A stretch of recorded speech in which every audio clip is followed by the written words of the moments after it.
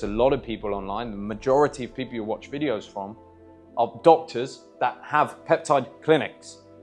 So they're going to be much more inclined to sway you towards taking a peptide. Just remember that when you're looking at the data. I've seen it all just through my own eyes and lens. As some of you will know from a video I made about 3 months ago now, I started a specific stack of peptides. And there's a lot of peptides all over, like Instagram, people's news feeds at the moment. They're getting their time in the light right now. But I've done peptides even a couple of years ago. I did them a specific stack and I started doing them again 3 months ago. What this video is for is to tell you my opinion on what I have taken, whether it is even worth the money, and the mistakes that I've made, how you can avoid them if you do decide to do peptides, or whether they're even worth doing for you. As always, this isn't doctor's advice. I'm not a doctor, no degree. This is me experimenting on myself. It's my own experience, and it's not advice that you should take without talking to a physician or a doctor or somebody really quite smart with that stuff. All right, this is bro science. So, what is a peptide? First things first. The easiest way to explain this is you've got some categories of performance enhancers. So down here you've got your supplements. This is base level.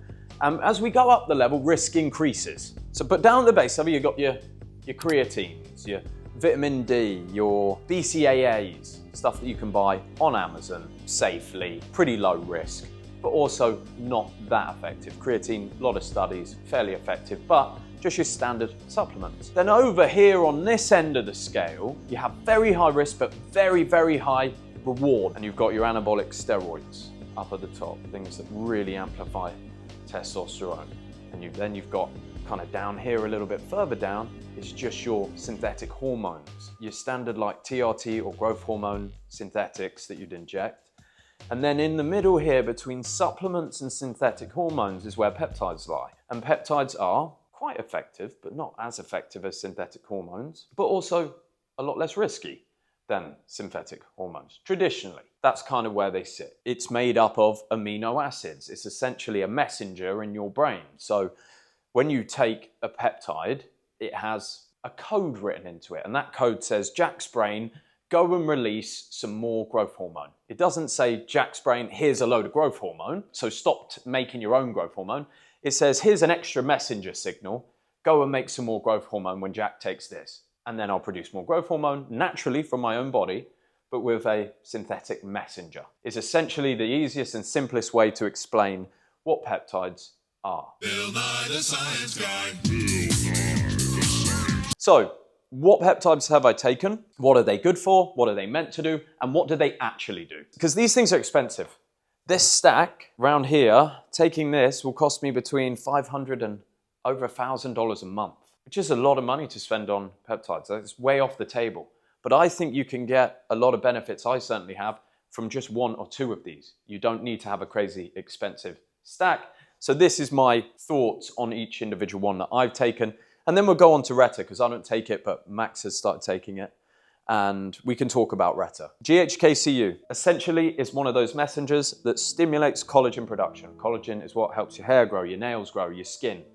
So it is meant to improve skin quality, heal wounds, increase the growth of your hair. Does it do this? I think so. As you can see, I have more hair than I've had in a while, but that's probably just because I haven't cut it. There is no major over-the-top crazy results from this, but I did find a bit of clearer skin, hair maybe growing a bit faster, nails growing a bit faster. Didn't mind taking it, didn't obviously appear to have any bad side effects. Took it for 2 months and then just stopped. I didn't see enough, and I've been off all of these peptides for 3 weeks now. Before I start what I'm going to tell you at the end, which is my new stack. So I've been off all of these for 3 weeks. I haven't felt any down periods or not being able to lift in the gym, or I haven't lost mass or leanness, and my skin and hair is still good. So whatever the peptides have done over the 3 months, it appears to stay after you stop taking it, at least for 3 weeks anyway. GHK-Cu has a 3 out of 5 stars for me.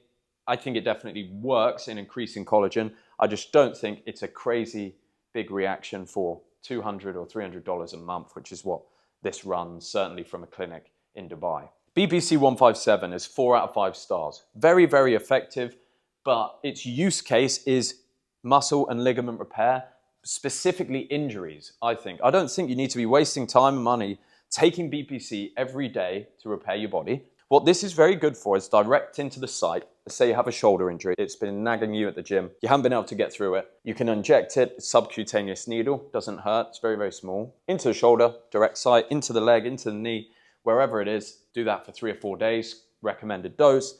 You will usually fix an injury in your shoulder in that time. And that injury could have persisted for months.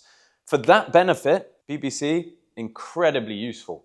Because the last thing you want is to be an athlete, somebody who's really into the gym, your favorite thing is the gym, and you can't go because you're injured. And that's super depressing. And to have one that is fairly safe, already found in the body, but essentially what it does is increases blood flow to injured tissue. So you're directly putting in the site, it's increasing blood flow to that site and repairing you. Very low risk as far as studies go.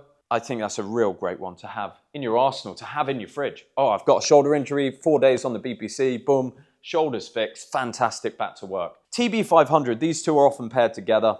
It's called the Wolverine stack for extra healing, right? Because Wolverine can heal himself. TB-500, I've taken them both together. I've taken BPC on its own. Didn't see that much of a difference. Essentially does a very similar thing, but it increases the repair cells' speed to an injury site. So it goes very well with obviously increased blood flow. So those two can go together. I don't think the TB-500 is as effective as BPC, but I might be wrong.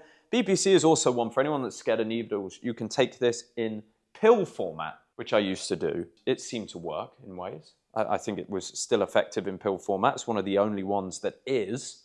If you're really, really scared of needles, that could be something that you took if you had injured yourself. So that's ideal for that.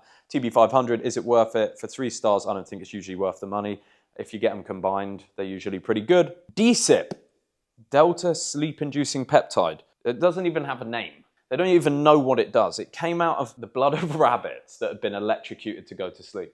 They tell you like, oh, it's meant to increase delta wave deep sleep and reduce cortisol. And then you dig deeper and you go, but how? And they're like, well, it does this, it does this, it does this. And then you go, but how? What is it doing? What hormone is it activating? What site does it go to? And you dig deeper and deeper and they go, well, no one actually knows. It just came out of rabbits, what were being electrocuted. And in most of its clinical trials with humans, has not shown better sleep than a placebo. So I took this, and I'll tell you what I experienced, because I didn't know about the rabbit stuff. It's not actually made of rabbit's blood. It's a amino acid. But that was how they discovered it. It's, oh, these rabbits are sleeping better. It's because of this amino acid. Let's bottle that. I found when I took DSIP, I would have more dreams.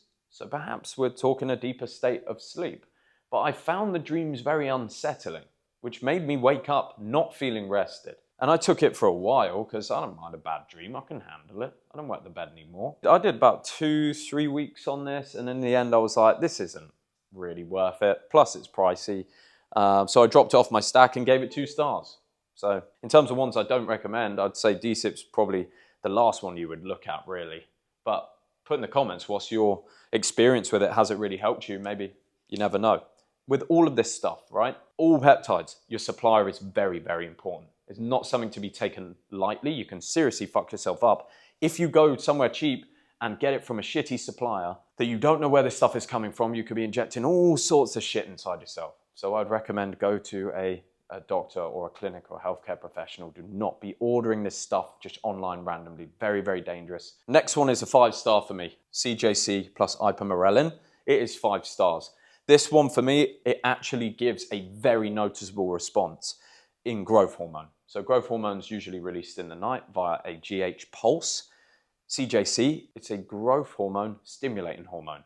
So it's a hormone that you put in that goes to the brain and says, produce growth hormone. And it produces it heavily. You can feel it in your body. You get a very hot flush when you take CJC, which you would also get in the night when your body naturally produces growth hormone. So you get a very hot flush and your body is pumped with growth hormone, which obviously increases repair, muscle growth, longevity, the quality of your skin. And I really have found that to be the case. Like the CJC is very good. I do it 5 nights a week, 2 nights off. I currently haven't had any for 3 weeks, but this is the one that I will reorder. CJC plus ipamorelin. Ipamorelin also increases growth hormone, but they work on different sensor sites, so they can be paired. If you had CJC plus Tesamorelin, also a growth hormone secretagogue, if you did both of these together on the same night, they're basically saying to the same receptor, give me more growth hormone. So CJC hits it first, Tesamorelin gets there, it won't do anything. Ipamorelin, on the other hand, can be used together because there's a different receptor site. So they can give you more GH pulse, essentially. Increases muscle recovery, overall feelings of well-being. And I actually like the feeling when you take it in the evening. I think it makes me quite relaxed. It's a very good peptide as far as I'm concerned. It's the most effective I have taken out of this entire stack. Then you also have Tesamorelin, which I've given 4 stars. Certainly not bad. I've taken it in the past. I've taken it recently. This is used to reduce visceral fat, and it's FDA approved. Quite a few of these, I'm not sure which ones, but quite a few of these are not FDA approved. It's FDA approved for the use in HIV patients because the medicine that HIV patients take can stop their body from distributing fat properly, and it makes them hold more visceral fat, which is dangerous to the organs and to your health and well-being. So Tesamorelin is FDA approved for use on HIV patients to remove visceral fat inside the body, and overall help you burn more fat, make you leaner, whilst also increasing growth hormone. And to be honest, it does a good job. You will shred out over time on Tesamorelin, and it's pretty good for the energy as well. I just find CJC plus Tesamorelin to be more effective. So that's my thoughts on these. My mistake that I made going on to the last one was that I started everything at the same time.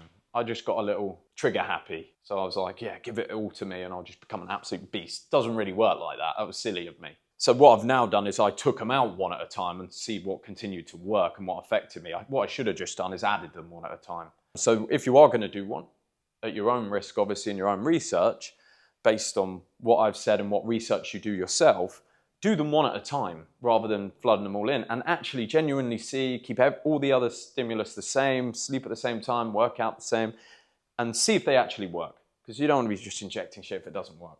So that's pretty important. That was a mistake that I made. Reta.